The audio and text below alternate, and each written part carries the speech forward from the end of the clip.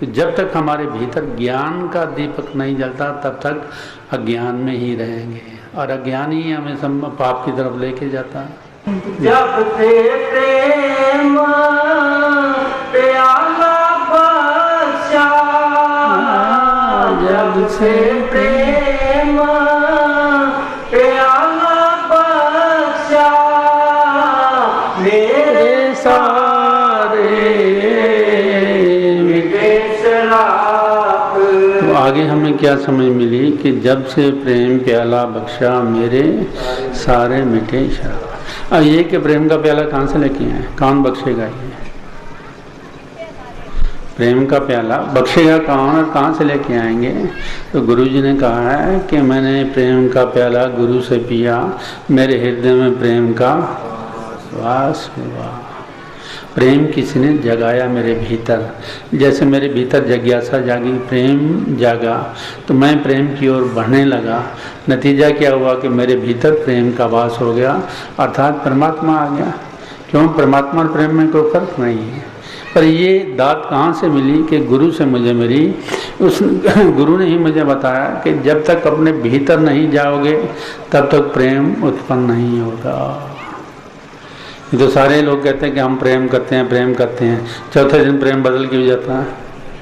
प्रेम तो ना बदलने वाली चीज़ है, ये चौथे दिन बदल जाता है। तो इसका मतलब है कि कहीं गलत कनेक्शन हो गया जिसको हम प्रेम ही कह देते हैं। अज्ञान में किया हो गया प्रेम, अज्ञान में किया हुआ प्रेम भी पाप ही है, और ज्ञान में किया हुआ आपका जो पाप भी है वो भी पुण्य में ही हो जाएगा। बताऊं कैसे हो जाएगा?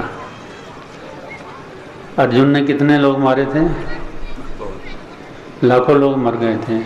तो कृष्ण ने कहा था कि तुम्हें पाप लगेगा, क्योंकि वो ज्ञान युक्त कर्म था, वक्त की जरूरत थी।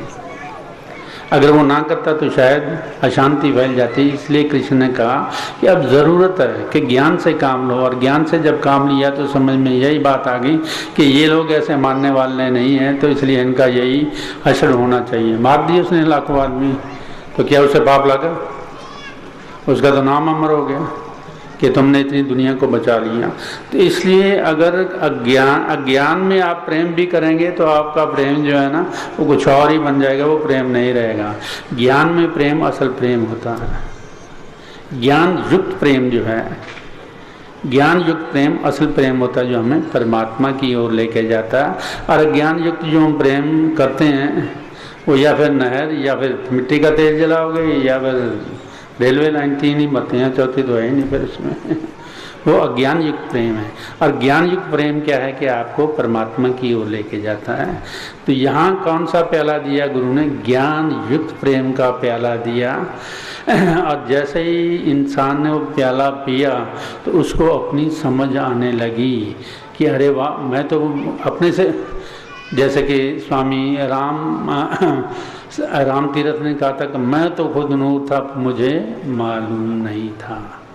तो प्रेम प्याला बख्शा गया। जब प्रेम प्याला बख्शा गया तो उसे समझ आ गई कि मेरे भीतर ही है, मेरे से बाहर नहीं है। मेरे सारे मिटे शराब, मेरे सारे मिटे शराब। तो ये जो प्रेम प्याला है ये क्या करता, हमें मन से निकाल कर अपने हृदय तक लेके आता है। ये बात गहरे से समझ लो, ये जो प्रेम प्याला है ये हमें मन से निकाल कर हमारे हृदय तक लेके आता है, जहाँ प्रेम है। यहाँ काम क्रोध नहीं है, यहाँ काम क्रोध लोभ मोह नहीं है, अहंकार नहीं है, बल्कि प्रेम है। और प्याला गुरु का जो दिया हुआ था वो क्या करता है कि हमें यहाँ से उतार कर हमें अपने हृदय में लेके आता है, जो असल प्रेम है। जब से प्रेम प्याला बख्शा, जब से प्रेम प्याला बख्शा, मेरे सारे मिटे शराब। तो यहाँ आके इंद्रियों के जो विकार होते हैं वो सारे दग्न हो जाते हैं, जल जाते हैं सारे विकार आके। हम आदमी यही विकारों में ही फंसा हुआ है, इसी वजह से सारे पाप होते हैं ना। पर जैसे ही हम यहाँ से नीचे उतरते हैं अपने हृदय की ओर, यहाँ कोई विकार नहीं है, यहाँ प्योर कॉन्शियसनेस, हमारी प्योर चेतना है। इससे ज़्यादा और क्या चाहिए दुनिया में।